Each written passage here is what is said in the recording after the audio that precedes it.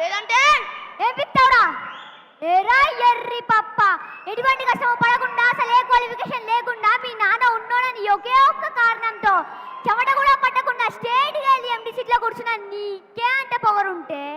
అమ్మ నాన్న తిప్పలు పడి స్కూల్ ఫీజు కడితే ఎల్కేజీ నుంచి 10th క్లాస్ వరకు కష్టపడి పాస్ అయితే ఇంటర్లో ఉన్న ఇజున్న గ్రూప్ వదిలేసి ఎంపీసీ చదువుదని ఎంజాయ్ అయితే అని చెప్తే కష్టంగా ఉన్న అదే గ్రూప్ సెలెక్ట్ చేసుకొని physics tuition, maths tuition, chemistry tuition రోడ్లు పట్టుకు తిరిగి ఆఫీస్ కట్టాలి ఈ ఫీజు కట్టాలి అని అమ్మాయిని హింస పెట్టి బోర్డు ఎగ్జామ్కి క్లాస్ పెట్టుకొని రాత్రంతా కూర్చొని చదివి మళ్ళీ అలారం పెట్టుకొని పొద్దున్నే లేచి మళ్ళీ చదివి తీరా పాస్ అయ్యాక ఎంసెట్లో సహాయ ర్యాంక్ రాక అమ్మ నగలు తాకట్టు పెట్టి మేనేజ్మెంట్ కోటాలో సీట్ సంపాదించి తెలుగు మీడియం నుంచి వచ్చిన నాకు ఇంత అర్థం కాక ఫస్ట్ ఇయర్ నుంచి 4th ఇయర్ వరకు ఉన్న అరియర్స్ అన్ని 4th ఇయర్లోనే క్లియర్ చేసి ఈ సొసైటీలోకి వస్తే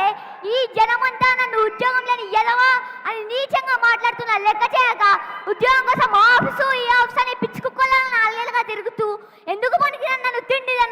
దండగా అని మా నాన్న తిడుతూ ఉంటే ఒక్కొక్క మెతుకు గొంతులో దిగక ముళ్ళుల్లా గుచ్చుకుంటుంటే మింగలేక కక్కలేక చస్తూ బతుకు నాకు ఎవరో ఒక మహానుభావుడు అవకాశం ఇద్దామని చూస్తే దాన్ని కూడా లాగేసుకోవాలని చూసిన నీలాంటి పేవర్స్ గాని ఎదిరించి ఈ రోజు నీ ముందు నించొని మాట్లాడుతున్న ఉద్యోగం నేను గ్రాడ్యుయేట్ని నాకెంత పవర్ ఉండాలిరా? అవును బేబే, ఇంతవరకు నువ్వు రఘుని చూసింది విలన్ లాగే, హీరోలా చూడలే కదా, ఇక మీద చూపిస్తా.